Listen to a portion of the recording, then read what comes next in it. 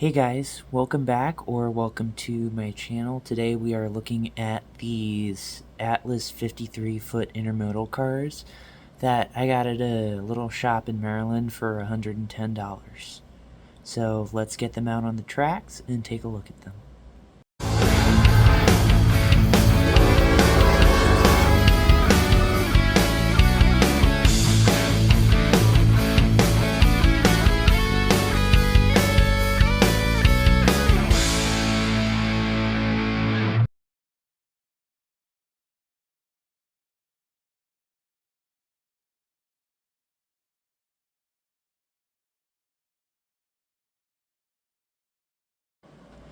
So here are the cars out of the box. It's a set of 3, and for Atlas, honestly it was a little bit finicky. In the box, you get this little pack of what I'm assuming are little, like, mounting clips for intermodal containers. And then, in addition to that, floating around in the box, were some parts that I think probably broke off. Putting these together, it was quite finicky, and it involved having to loosen some of the screws that have the pins to hold the cars together because there's just not enough clearance. To start off, these cars are constructed of a thin brittle plastic, which honestly probably isn't the best. There is on the inside this support here that's cracked out of the box. You can see there. Otherwise, we have a lot of, like, separately fitted details like these handrails, full metal walkways, and if we move it down, we have separately fitted air tanks and air hoses.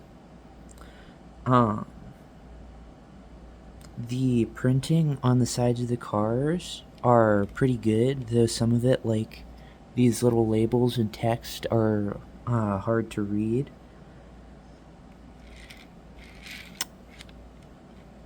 We also have a guidepost that snapped off here that I'm going to have to fix.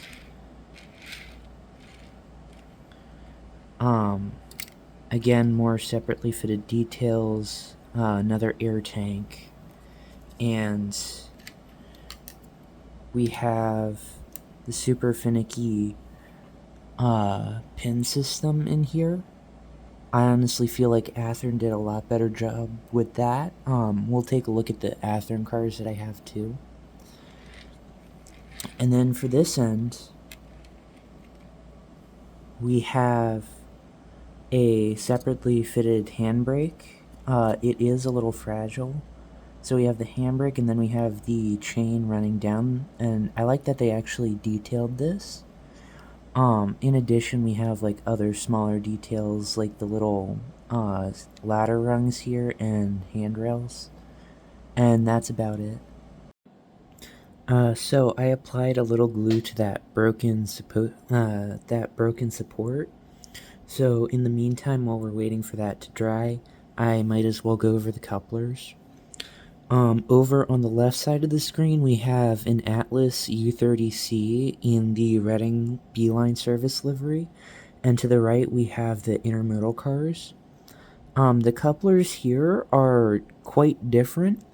The coupler on the left is, like, I'd say more beefier and bigger than the one on the right.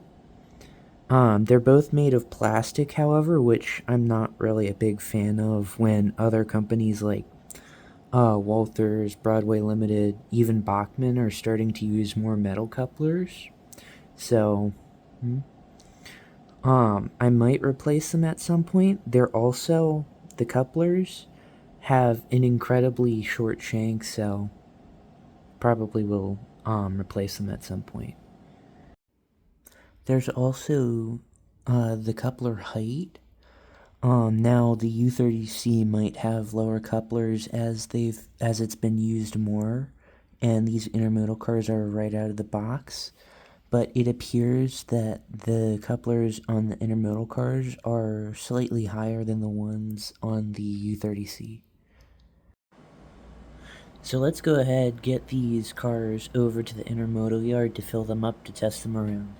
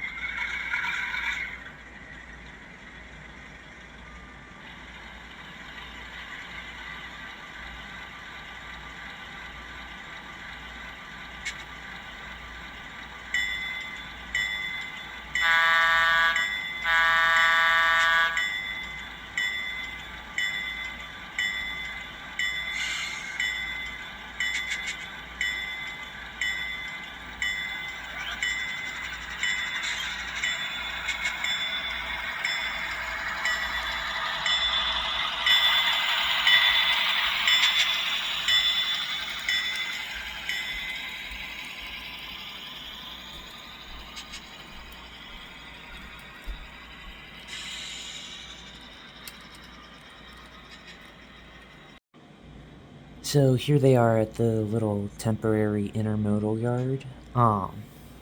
I did add on the 48 foots in between the locomotive and these, just because the 53s were not that happy with the curves in the couplers.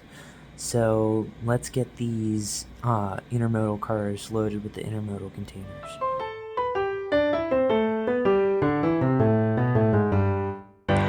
So let's go ahead and get this train running.